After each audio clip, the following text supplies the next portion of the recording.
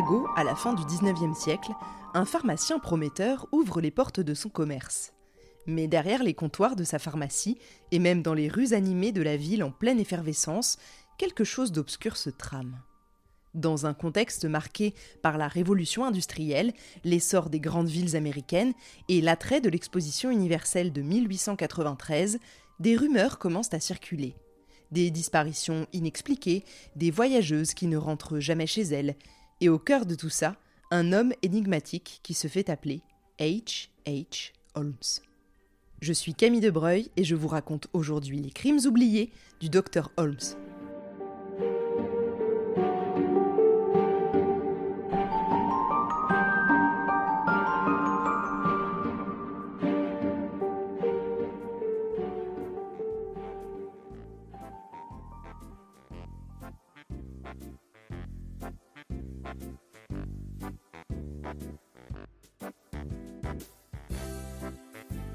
Nous sommes dans les années 1880-1890, une période charnière pour les États-Unis. L'Amérique vit ce qu'on appelle la deuxième révolution industrielle.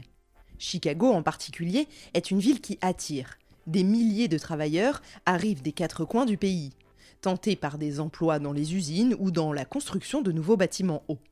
Les gratte-ciels sortent de terre un peu partout. Les usines tournent à plein régime et la classe moyenne commence à rêver de confort moderne. Mais tout ça a un coût, bien sûr. La pauvreté explose car les inégalités de richesse se creusent très rapidement. Et dans l'ombre des grandes villes, le crime devient monnaie courante pour subsister. Mais c'est aussi une époque fascinée par la science et la modernité. Les médecins particulièrement sont érigés en héros. La médecine du 19e siècle est en pleine évolution, et tout particulièrement dans les grandes villes comme Chicago. L'essor des progrès scientifiques, dont l'anatomie, la médecine légale et les premières avancées en psychiatrie, fait d'un homme en blouse blanche un modèle d'autorité. À cette époque, l'idéalisme scientifique rencontre la réalité plus crue de l'exploitation humaine. Des chercheurs comme William Morton, un grand anesthésiste, et Joseph Lister, le père anglais des antiseptiques, font la une des journaux en améliorant des pratiques médicales. Mais ils ne sont pas les seuls à vouloir exploiter les vivants et les morts pour la science. Holmes est un homme à la fois particulièrement intelligent et terriblement manipulateur. Il comprend vite que la médecine légale n'est pas qu'une science de la vérité, mais une chance de manipuler la perception et de profiter de l'ignorance de l'époque. Il voit l'opportunité de devenir à la fois médecin, commerçant, mais aussi criminel. Il faut dire aussi que c'est le moment où la médecine légale se mêle au service de police. Au XIXe siècle, les chercheurs médico-légaux ont commencé à étudier les schémas de colonisation des cadavres par les insectes, ce qui apporte beaucoup de nouveaux éléments aux enquêtes. Toute cette science, un peu morbide, attire son lot de jeunes ambitieux, dont un qui nous intéresse particulièrement, le Dr Holmes. À la base, le personnage principal de cette saison ne s'appelle pas du tout Holmes, mais Mudgett. C'est lui qui décide de choisir Holmes comme nom de scène, mais il s'appelle Herman Webster Mudgett. Il naît en 1861 à Gilmantown, une petite ville du New Hampshire, sur la côte est des États-Unis. C'est entre Boston et la frontière canadienne. D'après les rares témoignages disponibles sur son enfance, c'est un garçon brillant, mais à la personnalité étrange. Cadet de 4 enfants, ses parents, Levi Horton Mudgett et Theodate Page Price, étaient tous deux descendants des premiers pionniers de cette région, des vrais Américains. D'après les témoignages encore, son père était un alcoolique violent et sa mère une fervente protestante méthodiste qui ne lisait qu'un livre à ses enfants, la Bible. Holmes prétend que, durant son enfance, des camarades de classe l'ont forcé à aller voir et toucher un squelette humain chez un docteur local. Il voulait initialement lui faire peur, mais Holmes fut fasciné et décida, à la suite de cette petite escapade, de faire des études de médecine. Bon, certains disent qu'il aime torturer des animaux, ce qui n'est jamais de bon augure, vous en conviendrez. Certains d'entre vous ont peut-être déjà écrasé quelques fourmis, mais quand ça dépasse le stade du meurtre de chat ou de chien, c'est vrai qu'a posteriori, on se rend compte que c'est une des caractéristiques souvent associées à de futurs tueurs. Donc, morale de l'histoire, surveillez bien vos enfants. Holmes, parce qu'on va l'appeler comme ça pour se faciliter la vie, suit des études de médecine à l'Université du Michigan. Mais avant ça, le 4 juillet 1878, il épouse Clara Lovering à Alton dans le New Hampshire. 2 ans plus tard, leur fils, Robert, voit le jour le 3 février 1880. À l'âge adulte, ce fils deviendra expert comptable, puis le maire carrément d'Orlando en Floride. Mais bref, revenons au père. Comme Holmes rate son diplôme de médecine, il obtient celui de pharmacie et se fabrique en 1884 un faux certificat de médecine, pour pouvoir exercer quand même. Ça sent déjà pas très bon cette histoire. C'est là qu'il commence à montrer un penchant non pas pour le meurtre, mais pour l'escroquerie. Alors qu'il est encore étudiant, avec une froideur déconcertante, il vole des cadavres à des fins lucratives. Holmes n'hésite pas à défigurer les morts pour faire croire à une mort accidentelle et ainsi récupérer l'argent de l'assurance qu'il a lui-même souscrit peu avant sur la personne décédée. C'est un homme intelligent, calculateur, mais surtout capable de jouer un rôle à la perfection. Il sait charmer et il sait mentir, on n'y voit que du feu. Après son diplôme, il déménage à Chicago afin de poursuivre une carrière dans ce qui n'est pas encore l'industrie pharmaceutique. Son nom, il le choisit dès sa jeunesse. Il prend le nom de H. Holmes et c'est d'ailleurs sous ce nom qu'il étudie et s'engage également dans plusieurs business assez flous, dans l'immobilier et des affaires promotionnelles en plus de son travail de pharmacien. Globalement, il gratte du fric un peu partout. Nous sommes donc en 1886 et Holmes débarque à Chicago. La ville est en plein essor, on la surnomme la ville debout car elle renaît après un grand incendie, qu'on appelle d'ailleurs comme ça le grand incendie, d'octobre 1871. Dans cet incendie, un tiers des habitants de la ville avaient dû être relogés, 300 personnes sont décédées et plus de 17 000 bâtiments ont été ravagés par les flammes. Pour Holmes, c'est juste un grand terrain de jeu. Pour le moment, c'est juste un petit escroc, mais marié, père de famille, et de l'extérieur, bien sous tout rapport.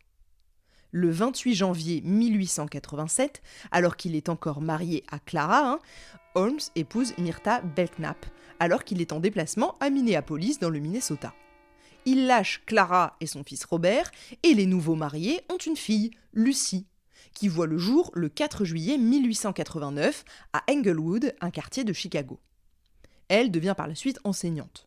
Ne me demandez pas comment c'est possible, mais le gars a largué femme et enfants sur un coup de tête pour se remettre dans un ménage stable avec une autre femme qui sort d'on ne sait où. Juste un petit point légal, c'était de la pure illégalité aux États-Unis à cette époque d'être bigame, et donc de se remarier sans avoir annulé le mariage précédent. Apparemment, il n'était pas très regardant, car le mariage de Holmes est passé comme une lettre à la poste. Mais attendez, parce que c'est pas fini, ces histoires de cœur. Et je trouve que ça plante bien le décor de ce personnage complètement insaisissable. Holmes vit donc avec Myrta et leur fille Lucy à Wilmette, dans l'Illinois, et il passe la majorité de son temps à Chicago pour son travail, dont je vais bien sûr vous reparler dans quelques instants.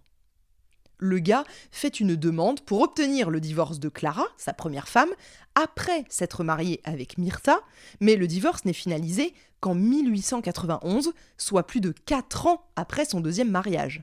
Et ça ne s'arrête pas là. Alors qu'il se trouve à Chicago durant l'été 1887, il passe en se baladant dans le quartier d'Englewood devant la pharmacie du couple Holton. Lui, atteint d'un cancer, ne peut plus travailler et c'est sa femme qui s'occupe de tenir la boutique. C'est si difficile de gérer pour elle la maladie de son époux et de faire tourner la boutique qu'elle engage finalement Holmes comme assistant pharmacien, histoire de la soulager un peu. Après quelques mois à peine, Madame Holton trouve Holmes parfait. Et Madame Holton, dont le commerce ne cesse de grandir, décide de le nommer gérant. En 1887, après la mort de son mari, Madame Holton vend donc tout naturellement le commerce à Holmes. Évidemment, il n'a pas le cash pour lui payer d'un coup, donc les deux se mettent d'accord sur des traites à verser chaque mois. Étrangement, Holmes ne paye pas ses mensualités. Et lorsque Madame Holton engage un avocat pour le poursuivre, elle disparaît. Les gens du quartier s'interrogent. Va-t-elle revenir, la propriétaire ? Holmes ne sait pas. Il dit qu'elle est partie en Californie sans laisser aucune adresse. Comme c'est pratique.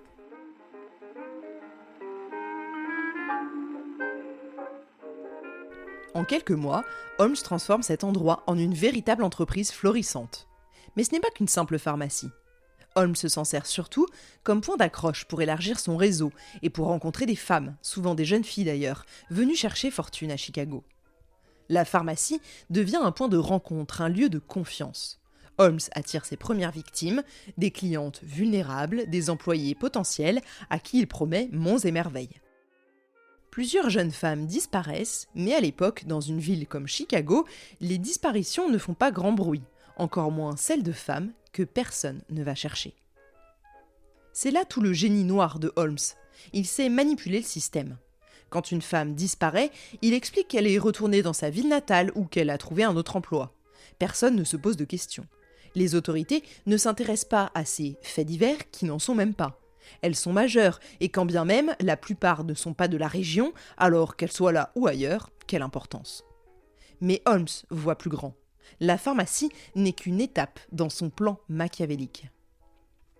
En 1887, Holmes achète un terrain en face de la pharmacie et débute alors la construction d'un immeuble qu'il présente comme un hôtel. Avec la Foire mondiale, comprenez l'Exposition universelle de Chicago, qui approche en 1893, l'idée semble brillante. Des millions de visiteurs auront besoin d'un endroit où loger, c'est une aubaine. Holmes est un visionnaire, en plus d'être le pharmacien respecté d'Englewood. Mais cet hôtel n'a rien d'ordinaire. Holmes engage plusieurs architectes pour les plans et change constamment d'équipe de construction, prétextant des problèmes financiers. En réalité, il veut sûrement s'assurer que personne ne comprenne l'ampleur de son projet. Et quel projet ?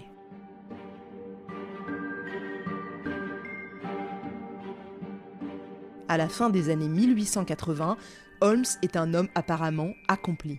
Il est propriétaire d'une pharmacie florissante et construit un immeuble qui promet d'être un succès.